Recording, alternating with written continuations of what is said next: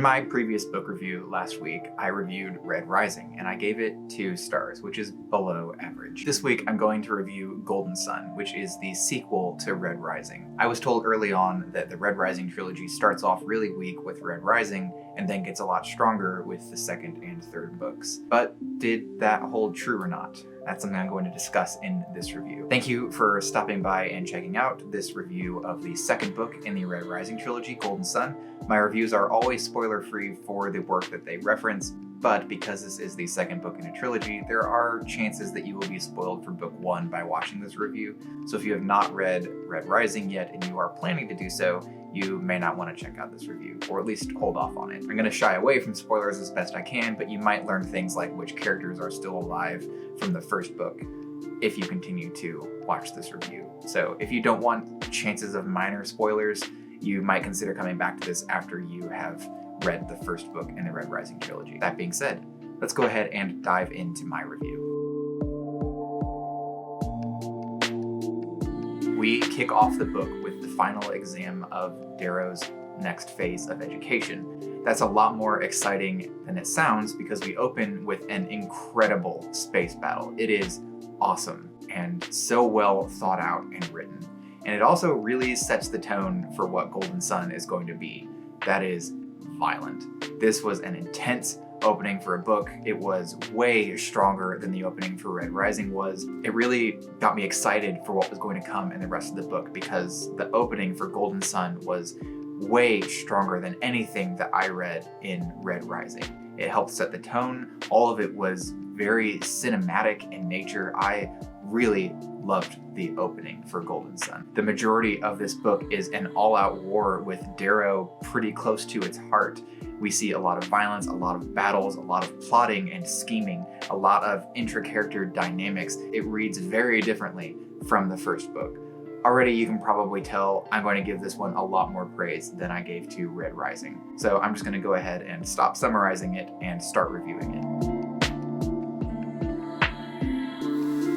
So, as always, I'm going to kick it off with the presentation. I don't have a lot to say about Golden Sun's presentation that I didn't already cover in Red Rising.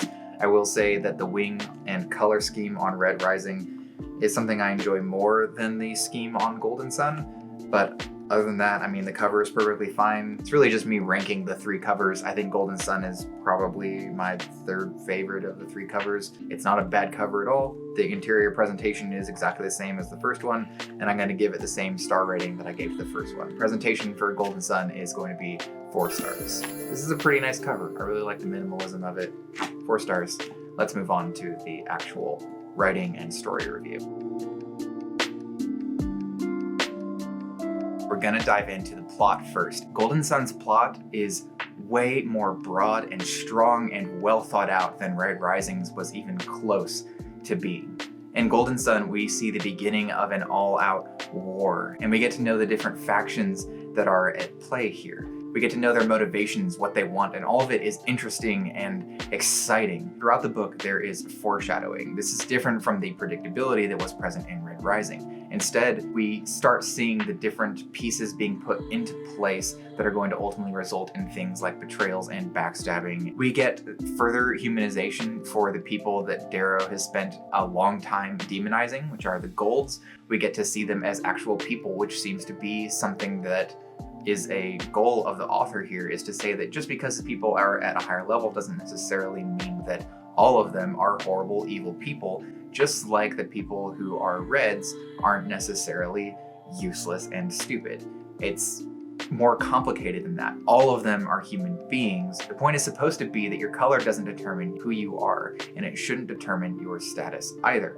This makes Darrow's fight a little more complicated than just all of the Reds need to become more powerful and all of the Golds need to be murdered. It's more, we need to destroy this system and make people equal. I loved the plot of this book. It was intense, exciting, and action-packed, and I believe that it has permanently shed any comparisons that you can really make to series like The Hunger Games. This is a vastly different sort of book now, and it is aggressively so. I don't really have many issues that I can think of with the plot itself. There were a few conveniences that I did have to suspend my disbelief for, and a couple of moments that made me go, okay, but they were few and far between. It did make the plot a little less than perfect in some cases. So while I am tempted to give it 5 stars because I did really enjoy the plot, there are definitely some plot holes there, and I was expected to suspend my disbelief a number of times. So I'm going to give the plot for Golden Son 4 stars. Much better than the rating I gave Red Rising's plot.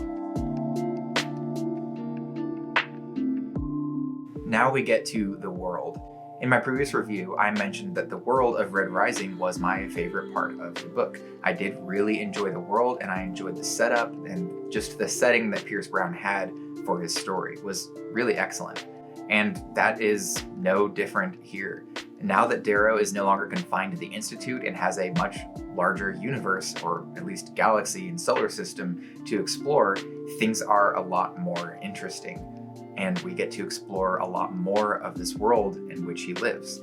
This means that we get to see new technologies and new people, new factions. We get to learn more about the history of the world, and all of it I just soaked in. I loved it. I really enjoyed the depth that we got in this book, but I will say that I hope to spend a lot more time inside of the society. It's understandable that we didn't get a lot of downtime, so to speak, but being able to really see lives through the eyes of people other than just reds and golds, which is always seen are the two extremes, but being able to see things like the oranges and the blues, being able to see things more from their perspective a little more and be inside of the society that they are currently trying to dismantle, so we can see what the life of an average person is like within this society. That would really help me get a clearer picture of what's being fought for here and what they are trying to destroy as well.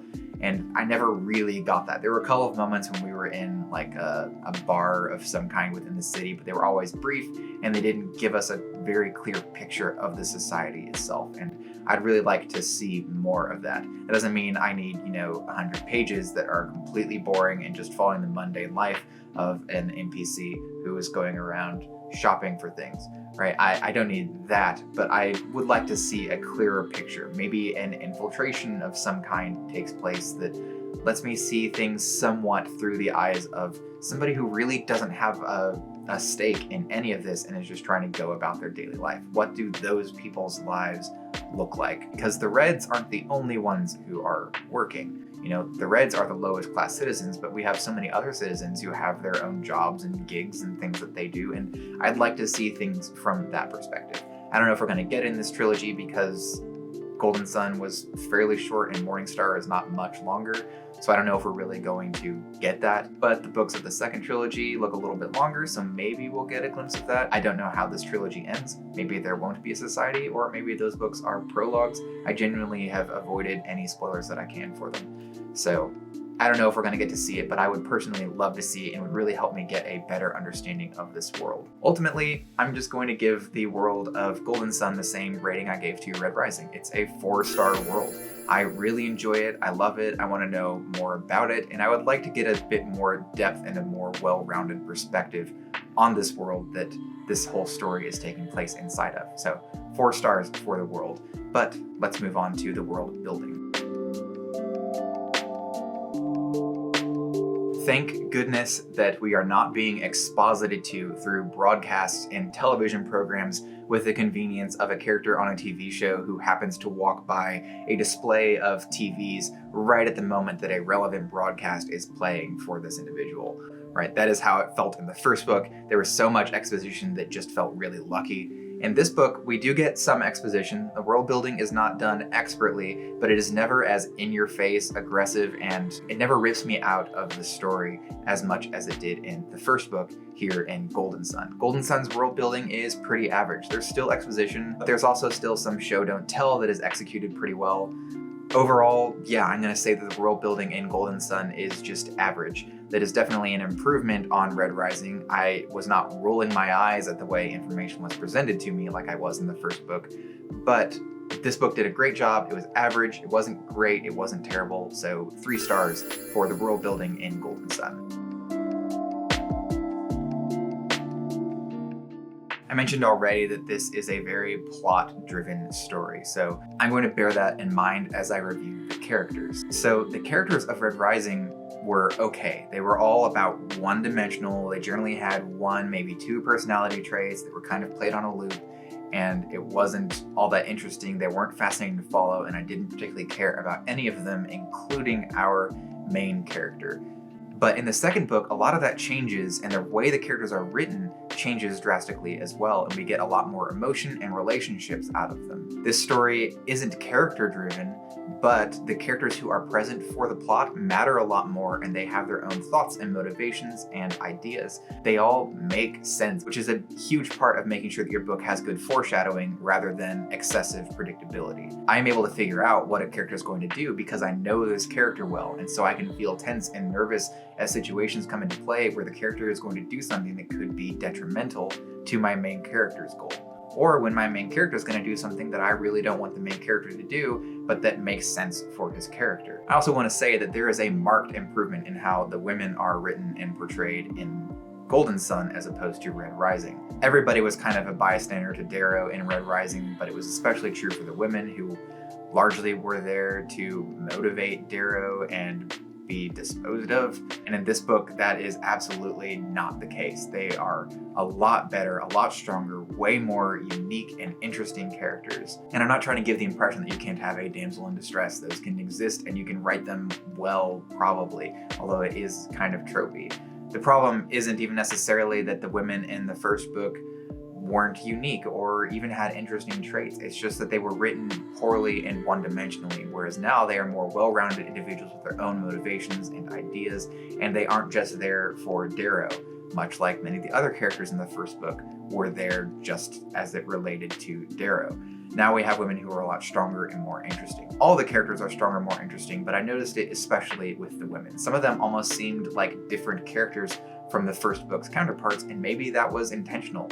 I don't know, but I definitely had a lot more respect for all of the characters in this book and greatly appreciate the changes that were made to the way characters are portrayed in this story. That said, while the characters were definitely improved upon and we got a lot more development from them, there wasn't a ton of time available to devote to developing the characters and their relationships. We got a few scenes of it here and there, and we got some conversations, some interesting dialogue, but most of the time it was always part of the plot moving forward, which is fine because this was a very plot-driven book, but I just would have liked to have a few more character moments. We get strong conversations with the characters as often as the story can really allow for it, and so I don't really have a big issue with that. Overall, I like the characters well enough, and I'm going to give them 3 stars. I was leaning toward 4 stars for this one, but I just didn't get enough of them in order to really judge them very accurately. And I expect that once I see how they all behave in the third book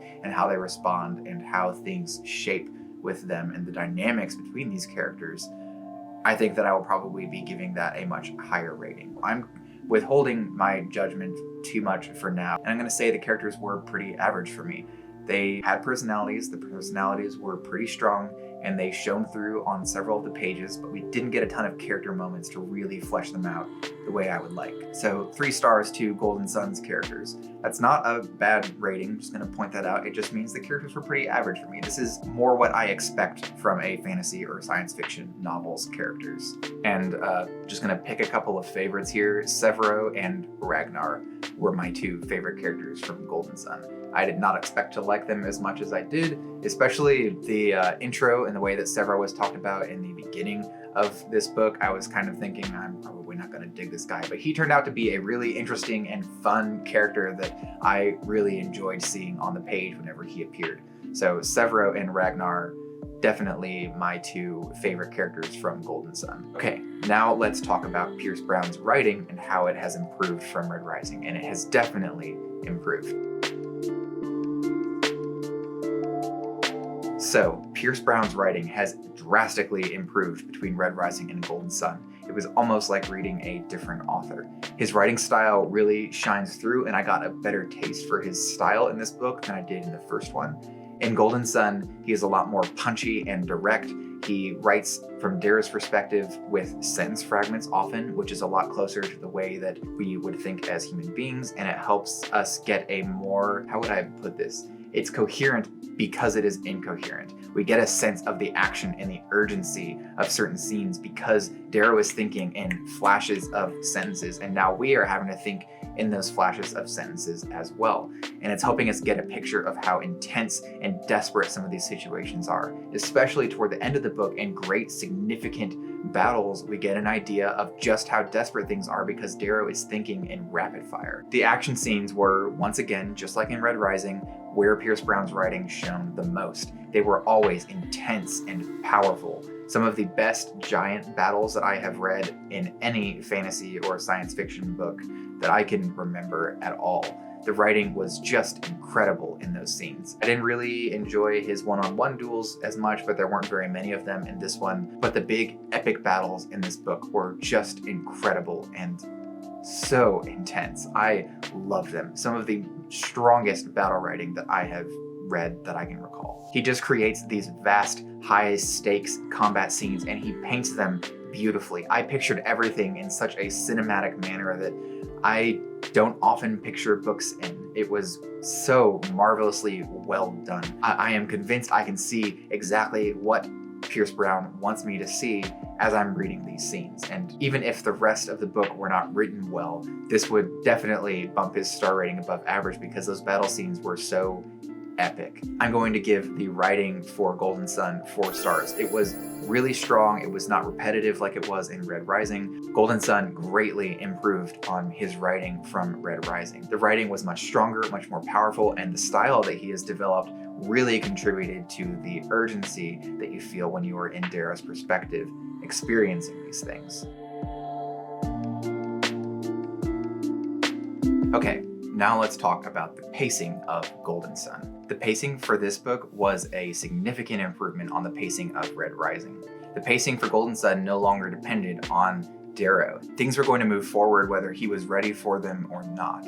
And that was fantastic because the first book was so weirdly paced and didn't make sense because it always seemed to be ready to give Darrow a break whenever he needed it. In this case, Darrow doesn't really get breaks. We're in the middle of a war. There's not time to just chill out in a cave for a few days. It did slow down occasionally when rest was earned and sensible, but even those slow periods were very brief, sensibly so. We just got some longer scenes in them so that we as the reader could get a rest from all of the high intensity action that was happening. So we are just having these long periods of up and then a short period of downtime and then it just shoots back up again. This was very well thought out and planned. I read Golden Son a lot more quickly than I finished Red Rising. Red Rising I think took me about a week and Golden Son was 2 days.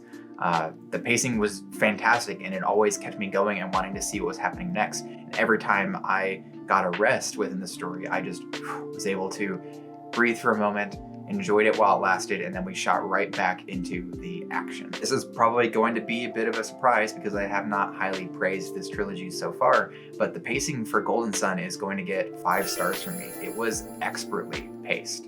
I am really hoping that Morningstar is paced similarly because then I'll be able to finish it pretty quickly because I don't think that I will be slogging through that book if it is anything close to what Golden Son was.